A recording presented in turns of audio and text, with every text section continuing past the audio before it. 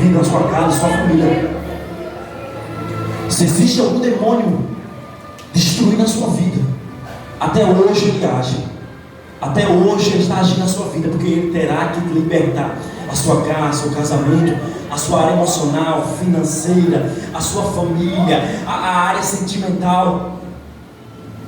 Eu não sei como está a sua vida. O inimigo estava conformado, o povo estava conformado em viver na mão do inimigo.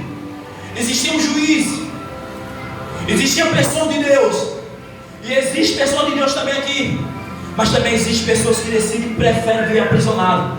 Aprisionado em quê, pastor Tassi? No álcool, no cigarro, na mentira, no adultério.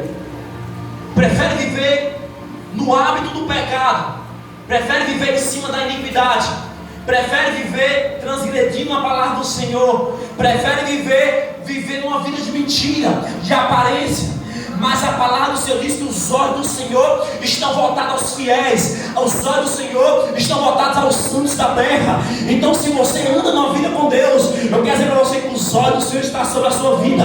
Mas se até hoje você não andava, a partir de hoje você vai andar. Por quê, pastor Tassi, eu tenho que andar? Primeiro, porque quando Deus me chamou, Ele queria você mudança, Ele queria você na vida de transformação, Ele queria você na vida aonde você não andasse mais como você andava. Mas para quê? Para que através da sua vida Deus muda a sua casa, a sua família, todas as áreas da sua vida. Então há necessidade de mudança. Tem pessoas que quando convertem ao Senhor, ela anda. Tem pessoas que andam na casa do Senhor primeiro, ou buscam por ela ou por algum parente. É essa a tua necessidade que leva o homem à casa do Senhor. Ou é por ela, ou é por um parente, por algo. Quando ele chega na casa do Senhor, Deus ele fala uma promessa. Ele tira de criatura para ser um filho. Ele tira de um rejeitado do mundo para ser recebido por ele.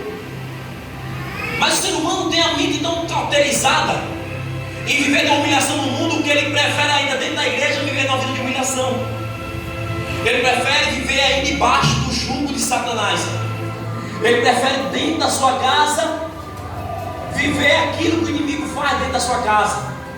A sua mente cauterizada, conformada como vivia no mundo, conformada como vivia em situação difícil.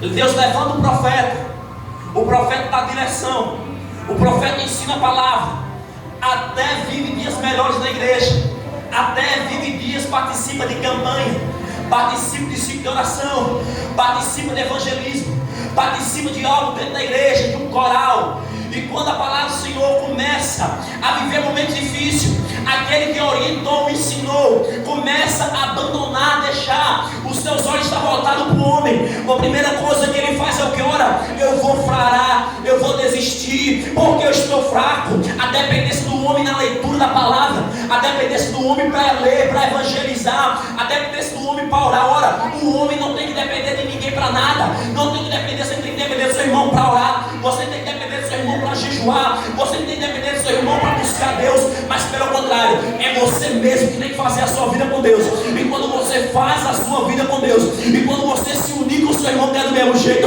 não há Satanás que fique na frente, não há portas do inferno que fique aberto, porque é promessa do Senhor. O que é que Deus falou para Pedro? Pedro, as portas do inferno não vai permanecer abertas diante da minha igreja. Você é a minha igreja. Então o povo, ele vive conformado no século 21, século 20, 19, 18, 17. Ele sempre, muitas vezes, anda conformado em viver nas mãos do inimigo, em situação difícil, em situações de calamidade.